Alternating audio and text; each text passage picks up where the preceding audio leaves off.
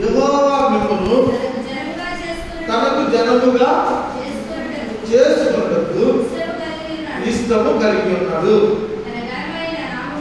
తన ఘనమైన నామమును నిమిత్తము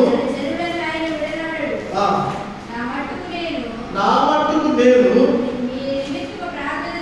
మీ నిమిత్తము ప్రార్థన చేయుట మానుట వలన యెహోవాకు విరోధముగా పాపము చేసిన వాడవుతాను. ఇక్కడ ఏమంటున్నాడు? యెహోవా తనకు జనముగా చేసుకుంటానికి ఇష్టం కలిగి ఉన్నాడు.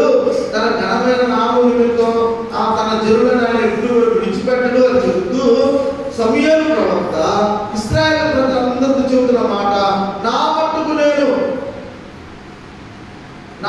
నేను మీ నిమిత్తము ప్రార్థన చేయడం మానుట వలన యెహోవాకు విరోధముగా పాపము చేసిన వాడిని అవుతాను.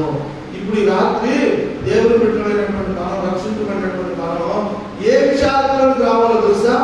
మొట్టమొదటి విశాలత ఏంటయ్యా అంటే ప్రార్థనలో మనం విశాలపరచబడాలి. తెలుసా?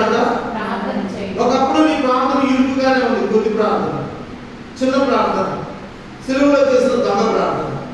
ఎంతసేపు చేశాడు చెప్పండి? సిలువలో చేసిన దొంగ 3 గంటల 4 గంటల చేయలేదు అసలు. ఎంతసేపు చేసింది? బైబిల్లో చిన్న ప్రార్థన ఏమండి అంటే ఆ చిన్న ప్రార్థన ఆ ప్రార్థన కూడా ప్రార్థన చేసుకోవచ్చు. ఏమన్నాడు ఆయన? సిలువలో దొంగ ఏమన్నాడు? వేసుకోవడం చూసి, అయ్యా నువ్వు నీ రాజ్యంలోకి వచ్చినప్పుడు ఇదంతా ఏం లేదు ఇక. కాబట్టి ప్రియుల బైబిల్ చిన్న ప్రార్థన, అది చిన్న ప్రార్థన. అయితే ఈ రాత్రి కాలంలో ఒకప్పుడు మన ప్రార్థన కూడా చిన్న ప్రార్థనే, ఇరుకు ప్రార్థనే. ఈ రాత్రి విశ్వాసులు ప్రార్థనలో విశాలపరచబడాలి. ప్రార్థనలో విశాలపరచబడాలి. ప్రార్థనలో అనేక అంశాల కొరకు సమయం, ఇంత సమయాన్ని కేటాయించకుండా దేవుని యొక్క సన్నిధిలో పరిశుద్ధాత్మ నడిపించేంత వరకు కూడా మనం ప్రార్థన 5 నిమిషాలు 2 నిమిషాలు ప్రార్థన కాదు.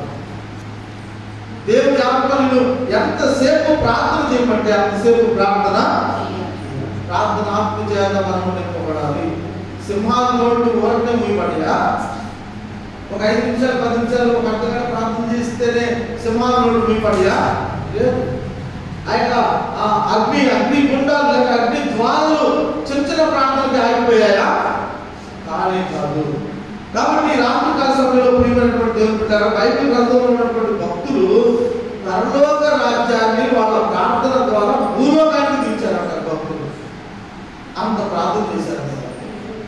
పరలోకంలో దేవుడి దగ్గర ఉండవలసినటువంటి దేవదూతలు ఇదిగో వీళ్ళు భూమి మీద నుండి చేసిన ప్రార్థన దిగొచ్చారంట దేవదూతలు. అంటే ఎంత గొప్ప ప్రార్థన వాళ్ళు చేశారు. కాబట్టి రాత్రికాల సమయంలో విశ్వాసులు ప్రార్థనలో విశాలపరచబడాలి. ఇది మన మొదటి విశాలత.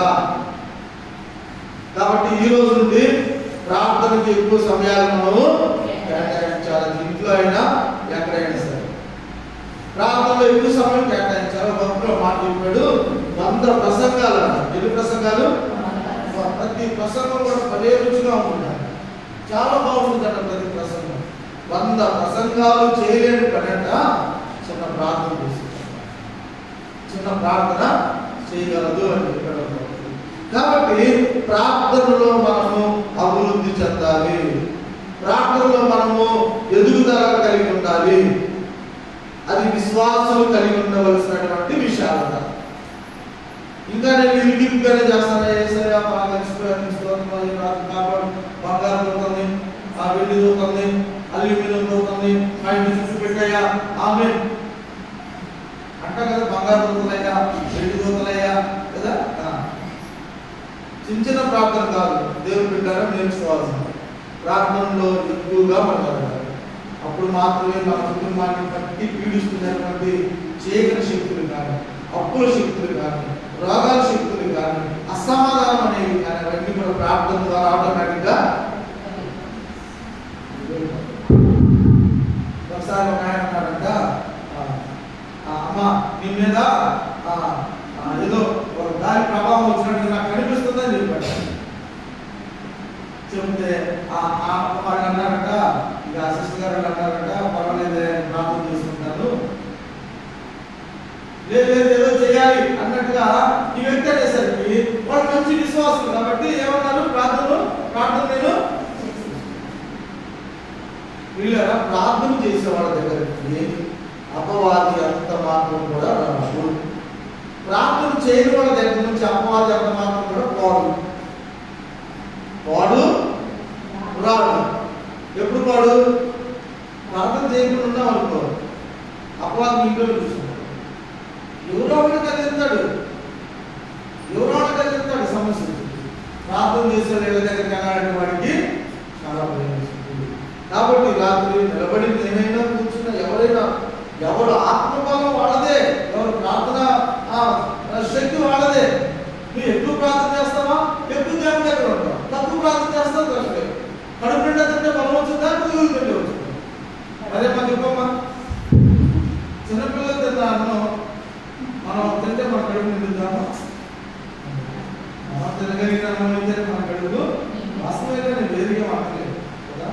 ప్రార్థన కూడా ఒకవేళ ఇంటికి మానేసినా ఇబ్బంది లేదు, కానీ ప్రార్థన మాత్రం అంత అలసిపోయినా మాట్లాడడానికి వీలు లేదు. మనం ప్రార్థించినప్పుడే ప్రభు కార్యాలు మన కళ్ళతో చూస్తాం. ఎవరో చెప్తే ఆదివారం వింటాం కాదు,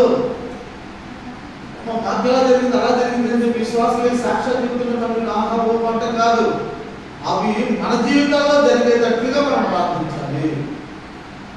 అపోస్తల కార్యాలలో సంఘం ప్రార్థన చేసిందంట, దైవజనులు చెరసాల్లో ఉంటే ఆలోచించుకుంటూ చేసేవాళ్ళు. చేయకపోతే మళ్ళీ ఏమనుకుంటారు, రాకపోతే ఏమనుకుంటారు అని చెప్పి చేయలా. లేదంటే అమ్మ నా తర్వాత నువ్వు చేయి, ఈ తర్వాత ఏం చేస్తారు అనేసి అనుకోరా. వాళ్ళ అత్యాశక్తి ఎక్కడి నుంచి వచ్చిందో మరి అక్కడ చదువుకున్న వాళ్ళు కాదు మరి కదా. మరి అసలు ఆ విధంగా కూడుకుందామని ఎవరు చెప్పారో వాళ్ళకి తెలియదు, కానీ వాళ్ళకి తెలిసింది ఒకటే, ప్రార్థన చేస్తే దేవుడు ఆ సంఖ్యల నుంచి, ఆ జలసాల నుంచి తన దాసుని విడిపిస్తాడన్న వాస్తవం వాళ్ళకి తెలిసింది. అందుకని వాళ్ళు ఏం చేశారయ్యా అంటే ప్రార్థన చేయడం మొదలు పెట్టారు. ఈ చివరి దినాల్లో మరి ముఖ్యంగా మన సంఘానికి, మన కుటుంబాల్లో ప్రార్థన తక్కువైంది. ప్రార్థన లోపం సమస్యలకి దారుస్తా ఉంది. కాబట్టి మనం ప్రార్థించే విషయంలో విశాలత కలిగిన వారమే మనం ఉండాలి. గుర్తుందా ఈ మాట? గుర్తుందా? ఏ విషయంలో అంట? ప్రార్థన విషయంలో. చదువుకునే పిల్లలైనా, పరీక్షలు రాసే పిల్లలైనా, రేపు ఎవరో రాస్తున్నారు పరీక్షలు 3వ తారీఖు 2వ తారీఖు ఎఫ్సివా, యోగా,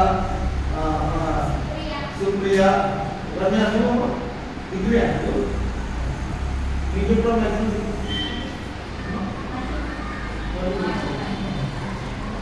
కుమారి అంతే కదమ్మా. కాబట్టి ఈ వీడియో మనం ప్రత్యేకంగా ప్రార్థన జ్ఞాపకం చేసుకోండి, దేవుడి కనిపించాలని మీరు కూడా ప్రార్థన చేయాలి. కాకుండా మీరు ఎంత కష్టపడితే చదువుతున్నారో అలానే ప్రార్థనలో కూడా ప్రభు దగ్గర, అప్పుడు మాత్రమే దేవుడు మన పక్షాన ఆయన కార్యం చేస్తాడు. మొదటి మాట, ప్రార్థనలో మనము విశాలపరచబడాలి. రెండోది ఏంటయ్యా అంటే, రెండో ఇరుకులో నుండి విశాలతలోకి రావాలి. రెండో విశాలత ఏంటయ్యా అంటే, వాక్యాన్ని మనం చూద్దాం. అపోస్తల కార్యముల గ్రంథము, పరిశుద్ధ గ్రంథం నుండి అపోస్తల కార్యముల గ్రంథము 1వ అధ్యాయము. అపోస్తల కార్యములు 8వ వచనం.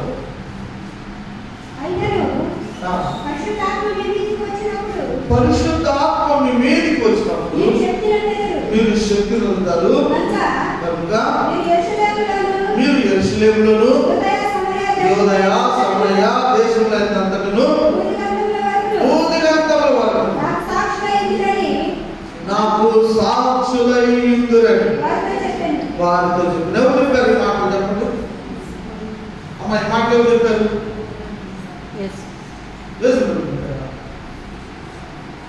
ఎవరు చెప్తారమ్మా? యేసు ప్రభువే చెప్పాడు. ఎవరు చెప్పాడు? శిష్యులు. ఎవరు చెబుతున్నాడయ్యా అంటే పరిశుద్ధాత్మ మీ మీదకి వస్తుందయ్యా, అప్పుడు మీరు ఏం చేస్తారు? పరిశుద్ధాత్మ శక్తిని పొందుకుంటారు. శక్తిని పొందినటువంటి మీరు యెరూషలేములోను, యోర్దా పట్టణం, సమరయ పట్టణం, దేశంలో ఎంత భూదిగంతం వరకు నాకు సాక్షులై ఉండాలి. దేవుని బిడ్డలు దేవునికి సాక్షులై ఉండాలి. మనం దేవుని బిడ్డలైన మనము రెండో విషయాలు ఏందయ్యా అంటే సాక్ష్యం ఇచ్చుటలో విశాలత కలిగి ఉండాలి. మొదటిది ప్రార్థన చేసే విషయంలో. అందుకనే తిమోతి భక్తుడితో పౌలు గారు చెప్పాడు, మనుషులందరి వరకు ప్రార్థన చేయాలి, అధికారుల వరకు, నాయకుల వరకు మనము ప్రార్థన చేయాలని చెప్పి పౌలు గారు చెప్తారు. అంటే ప్రార్థనలో నువ్వు డెవలప్ అవ్వాలన్నమాట.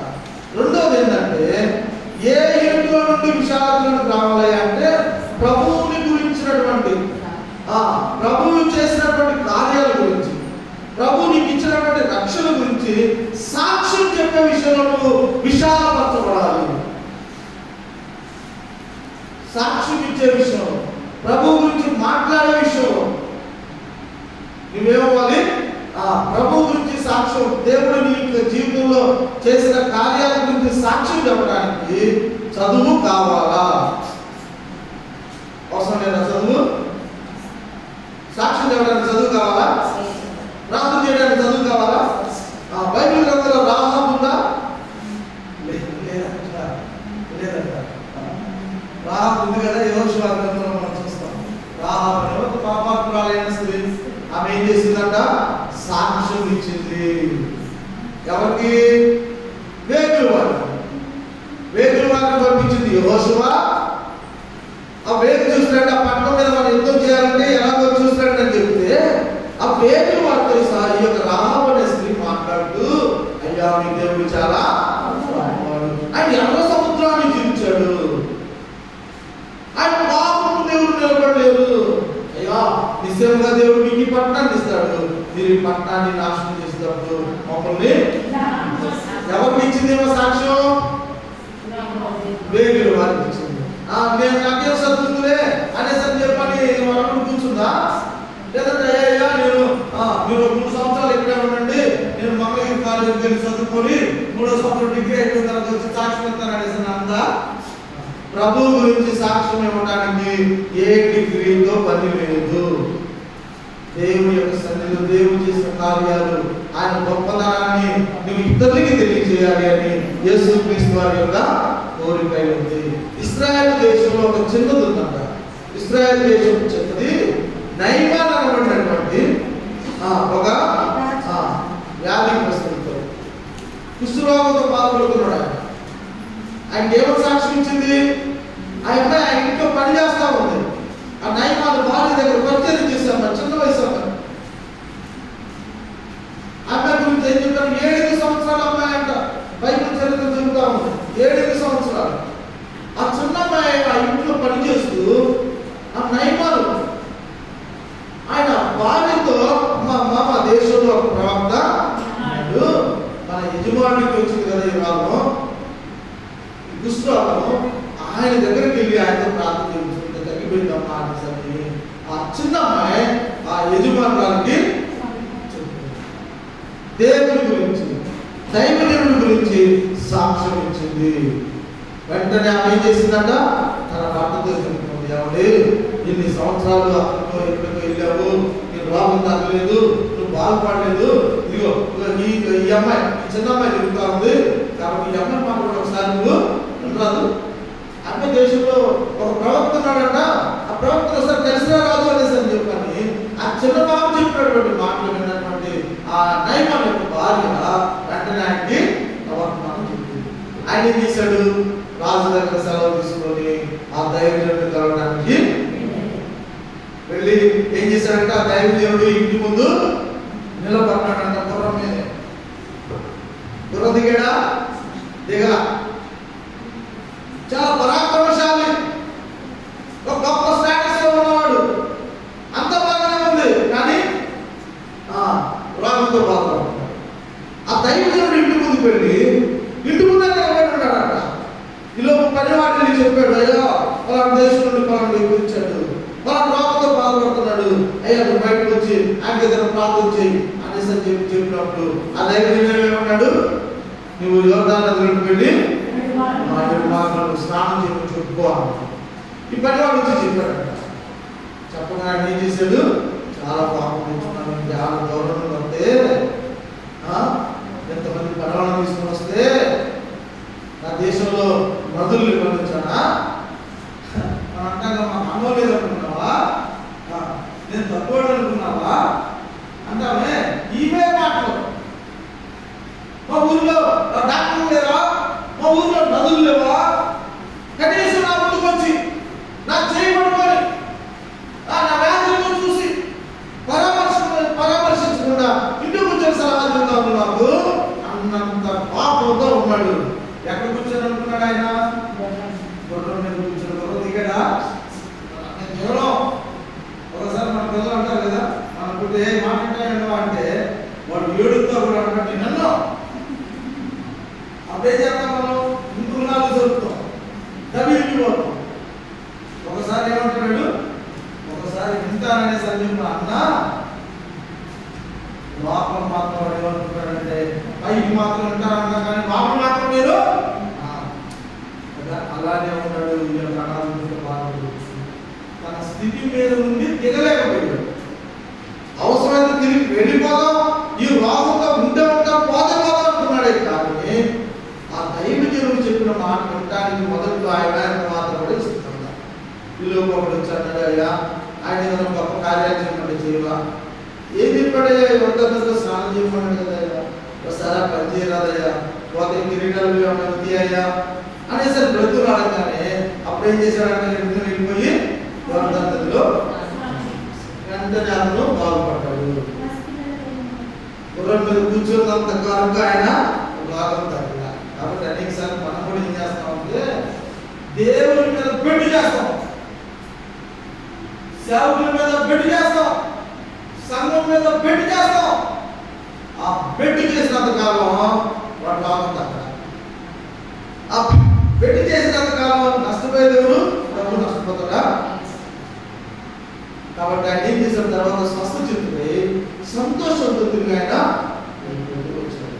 అతను బాగుపడడానికి కారణం ఎవరు అమ్మా, చింతగా చింతలంటే మనకు తెలిసి చింతలే కదా. ఆ చిన్న అమ్మాయి ఆ చింతలే అనుకున్నాడు. ఆ చిన్న పాప చెప్పినటువంటి సాక్ష్యము దేవుడికి విశ్వాసులు దేనిలో అభివృద్ధి చెందాలయ్యా అంటే, దేనిలో ఎదగాలంటే ప్రభువు చేసినటువంటి కార్యాలు, దేవుడు నీకు ఇచ్చినటువంటి రక్షణ గురించి చెప్పాలి. రక్షణ లేని వాళ్ళు కాబట్టి మొదటగా ప్రార్థనలో విశాలత, రెండవదిగా మనం సాక్ష్యం ఇచ్చుటలో విశాలత. చాలా మంది ఏ కార్యం జరిగినా చెప్పడం కొంతమంది కలవట్లేదు. అమ్మమ్మని చెబితే పోవాలి, మళ్ళీ వీళ్ళు కూడా ఒక ఆయన మనకు తెలిసిన ఈ ఊరని కాదు, మమ్మల్ని ఎందుకు అనుకుంటారు, మా ఊరికి వెళ్ళి సాగదు. ఆయన పొలం పండిస్తాడంట, కౌలుకి పండించి వాడి పొలంలో ఒక 40 బస్తాలు పంట పండింది అనుకో, ఆ 20 మొక్కలు ఎన్ని పండిగా అనేటువంటి ఏ పండింది ఈ సంవత్సరం అంతా కష్టమే అంటారు. వాడు బతుకంతా తిరుగుతాడంట. ఎందుకు చెబుతాడన్న ఆ విధంగా అంటే దిష్టి పెడతారేమో అని చెప్పి చెబుతాడేమోడు అనేసి ఏం పెడతారంట, దిష్టి పెడతారేమో అని చెప్పని 40 బస్తాలు పడినా ఏం పడింది అసలు ఈ సంవత్సరం లాభం రాలేదు అంటారు. కాబట్టి ప్రియమైనటువంటి దేవుని బిడ్డలారా, రాజకీయ సభలో మనం సాక్ష్యం ఇచ్చుటలో విశాలత కలిగి మనము ఇంకొక మాట చదువుకుందామా. కొరింథీయులకు రాసిన మొదటి పత్రిక, కొరింథీయులకు రాసిన మొదటి పత్రిక 12వ అధ్యాయము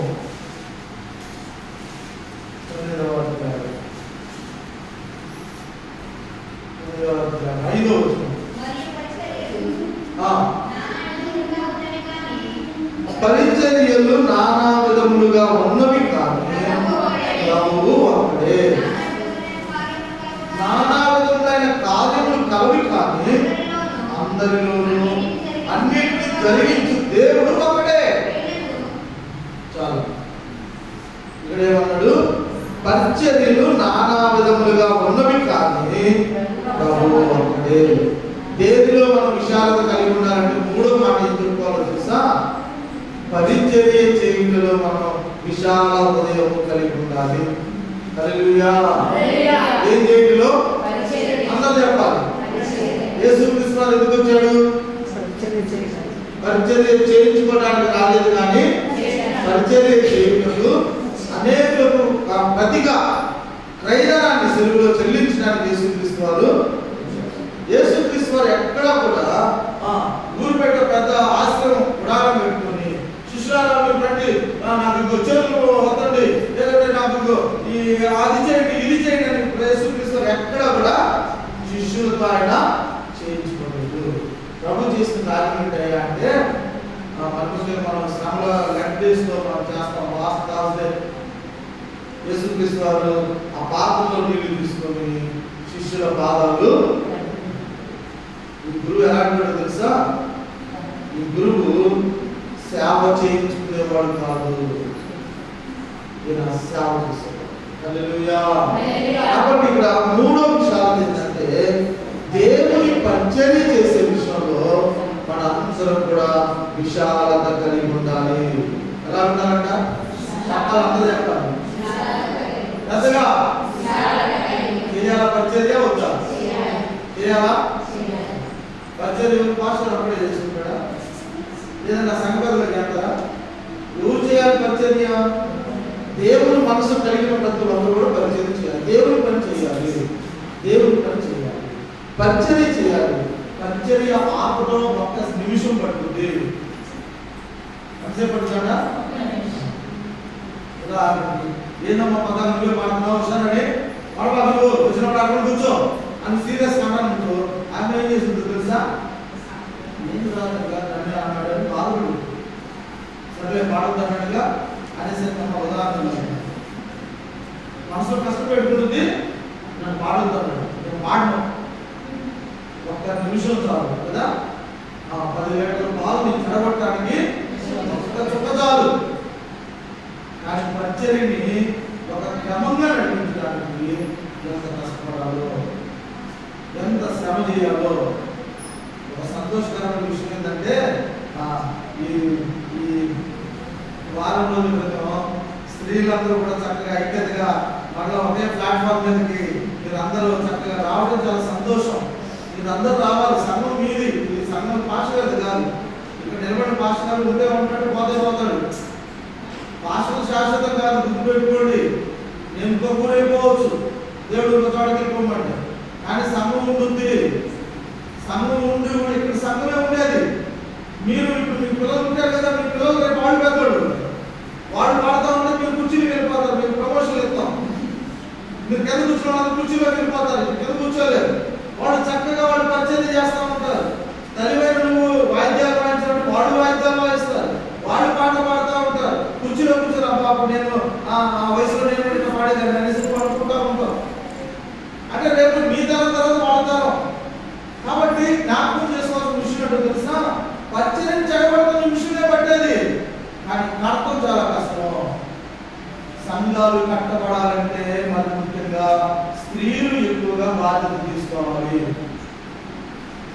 సేవకులు ఉంటారు, పోతారండి అనేసి అన్నారు. మరంజ్యోతి గారు అన్నారంటే మాట అన్న తర్వాత కొంతకాలం చెప్పాడయ్యా అనేసి కూడా చెప్పారు. అన్ని వార్తలు ఆల్ ఇండియా రేడియో చెప్పినట్టు చెబుతున్నారు, అన్ని తెలుస్తూనే ఉంది. ఒకసారి ఏది ప్రభావ మళ్ళీ నిన్నెప్పుడో సిరి వేశారంట, నాకు మాత్రం రోజు సిరువులు పడుతున్నాయి అనుకుంటానే ఉన్నాం. పరిచర్య జరగాలి, గుర్తుపెట్టుకోండి. పరిచర్య జరగాలి. పరిచర్య ఎవరి ద్వారా జరగాలి? సౌజన్యం వచ్చి చేస్తుంది,